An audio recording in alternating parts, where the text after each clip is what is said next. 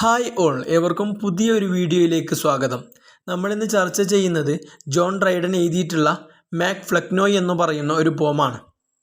ഈ ഒരു ജോൺ ഡ്രൈഡനെ കുറിച്ച് നോക്കുകയാണെങ്കിൽ 1631 UK അദ്ദേഹം ജനിക്കുന്നത്. അദ്ദേഹം ഒരു ഇംഗ്ലീഷ് പോയറ്റാണ്, ലിറ്റററി ക്രിറ്റിക്കാണ്, അതുപോലെ തന്നെ ട്രാൻസ്ലേറ്ററാണ്, ഒരു പ്ലേ റൈറ്റും കൂടിയാണ്. അദ്ദേഹം തൻ്റെ വർക്കൊക്കെ എഴുതിയിട്ടുള്ളത് റെസ്റ്റോറേഷൻ പീരീഡിലാണ്. ഒരു റിസ്റ്റോറേഷൻ പീരിയഡിൽ തിളങ്ങി നിന്നിരുന്ന ഒരു റൈറ്ററായിരുന്നു ഈ ഒരു ജോൺ ഡ്രൈഡൻ എന്ന് പറയുന്നത്. അതുകൊണ്ട് തന്നെ ആ ഒരു ഏജ് ഡ്രൈഡൻ ഏജ് എന്നും അറിയപ്പെടുന്നുണ്ട്. ഓക്കെ, നമ്മൾ ആ ഒരു മാക് ഫ്ലക്നോയിലേക്ക് വരികയാണെങ്കിൽ ആദ്യം തന്നെ ആ ഒരു ടൈറ്റിലിനെ കുറിച്ച് പറയാം. ഈ ഒരു മാക് ഫ്ലക്നോയ് എന്ന് പറയുന്ന ടൈറ്റിലിൻ്റെ അർത്ഥം വരുന്നത് സൺ ഓഫ് ഫ്ലക്നോയ് എന്നാണ്. ഫ്ലക്നോയിയുടെ മകൻ എന്നാണ് ഇതിൻ്റെ അർത്ഥം വരുന്നത്. 1678 ജോൺ ഡ്രൈഡൻ ഈ ഒരു പോം എഴുതുന്നത്. ഇതൊരു മോക്ക് ഹീറോയിക് സാറ്റയറിൻ്റെ ഏറ്റവും ബെസ്റ്റായിട്ടുള്ള ഒരു എക്സാമ്പിളാണ്. ഇദ്ദേഹം ആർക്കെതിരെയാണ് ഈ ഒരു പോയം എഴുതിയിട്ടുള്ളത് എന്ന് വെച്ചാൽ തോമസ് ചാഡ്വെൽ എന്ന ഒരു പോപ്പുലർ പോയറ്റിനെതിരെയാണ് ഈ ഒരു പോം പ്രയോഗിച്ചത്. അതായത് ഈ ഒരു പോമിലൂടെ ഡ്രൈഡൻ തോമസ് ചാഡ്വെലിനെ കളിയാക്കുകയാണ് ചെയ്യുന്നത്.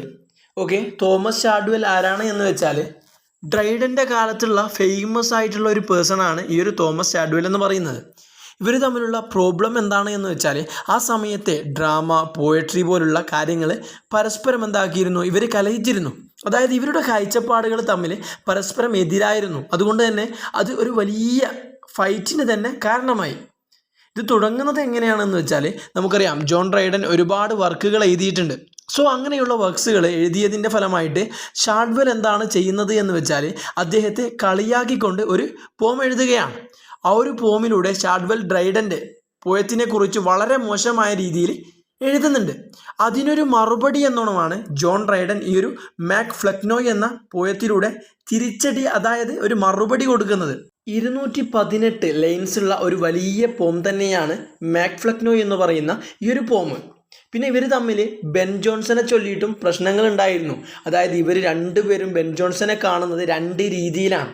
ജോൺ ഡ്രൈഡൻ ബെൻ ജോൺസനെ ബെസ്റ്റ് റൈറ്റർ ആയിട്ടാണ് കണക്കാക്കുന്നത്. അപ്പോൾ ചാഡ്വെൽ നേരെ ഓപ്പോസിറ്റ് ആയിട്ടാണ് ഈ ഒരു ബെൻ ജോൺസനെ കണക്കാക്കുന്നത്.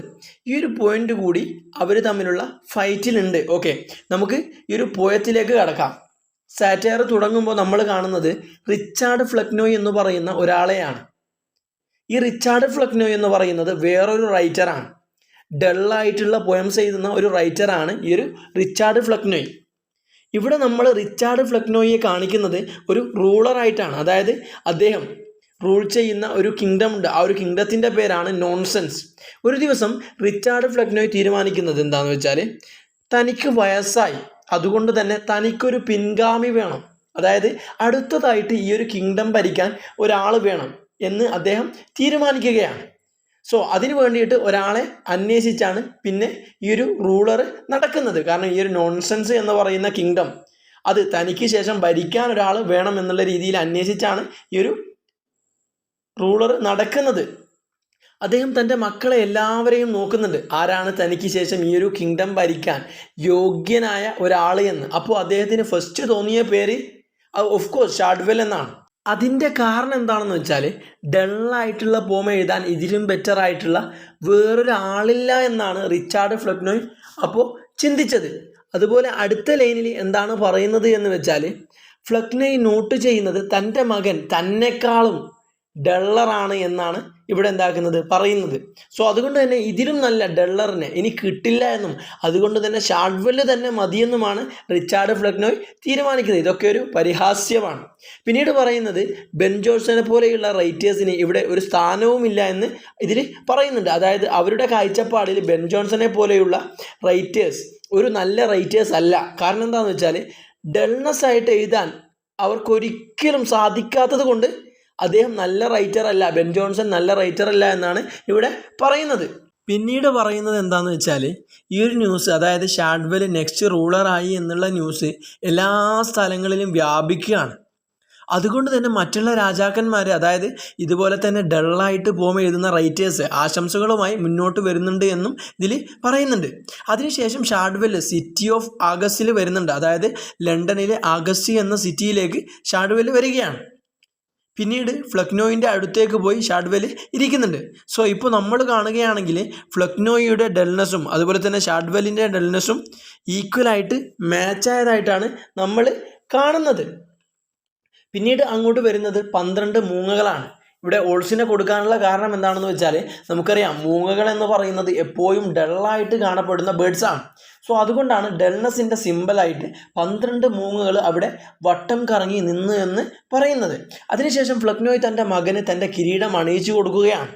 പിന്നീട് നമ്മൾ കാണുന്നത് ഫ്ലക്നോയ് തൻ്റെ മകനോട് പറയുന്ന കുറച്ച് കാര്യങ്ങളാണ്. എന്തൊക്കെയാണ് നീ ഇനി ചെയ്യേണ്ടത് എന്നുള്ള കാര്യങ്ങൾ. ഫസ്റ്റ് വൺ എന്ന് പറയുന്നത് എൻകറേജിങ് ഡൾനെസ് ആൻഡ് ഇഗ്നോറൻസ് എന്ന് തന്നെയാണ്. അതായത് ആർക്കും മനസ്സിലാവാത്ത രീതിയിൽ ഒന്നിനും കൊള്ളാത്ത രീതിയിലുള്ള പോംസ് നീ എഴുതണമെന്ന് പറയുന്നുണ്ട്. അതുപോലെ തന്നെ പറയുന്ന അടുത്ത ലൈൻസ് എന്ന് പറയുന്നത് ഫ്ലക്നോയ് മകനോട് പറയാണ്, നിൻ്റെ ഡൾനെസ് കൂട്ടാൻ വേണ്ടിയിട്ട് നീ ഒരു തരത്തിലുള്ള എൻകറേജ്മെൻറ്റും ചെയ്യണ്ട. അതായത് നേച്ചുറലി പുറത്തേക്ക് വന്നോളും, നീ അധികമായിട്ട് ഡൾനെസ് ആയിട്ട് ഒന്നും ചെയ്യേണ്ട, നീ എഴുതുന്ന മുഴുവൻ എന്തായാലും ഡൾനെസ് ആയിരിക്കും എന്ന രീതിയിൽ ഫ്ലക്നോയ് മകനോട് പറയുന്നതായിട്ട് എന്താകുന്നുണ്ട്, പോയട്രി പറയുന്നുണ്ട്. ഫൈനലി നമ്മൾ കാണുന്നത് ഷാഡ്വെൽ എന്ന ന്യൂ കിങ്, അതായത് ന്യൂ കിങ് ഓഫ് നോൺസെൻസ് ഇവിടെ അധികാരം കയ്യിലേൽക്കുകയാണ്. ഓക്കെ, നമ്മൾ ഓവറോളായിട്ട് നോക്കുമ്പോൾ നമ്മൾ കാണുന്നത് എന്താണെന്ന് വെച്ചാൽ നമ്മുടെ ഈ ഒരു ജോൺ ഡ്രൈഡൻ ഒരു പെർട്ടിക്കുലർ പോയിറ്റിനെ മാത്രമല്ല ഇവിടെ പറയുന്നത്, അതുപോലെയുള്ള ഒരുപാട് പോയിറ്റ്സ് ഇവിടെ ഉണ്ട് എന്ന് പോയിറ്റ് പറയാണ്.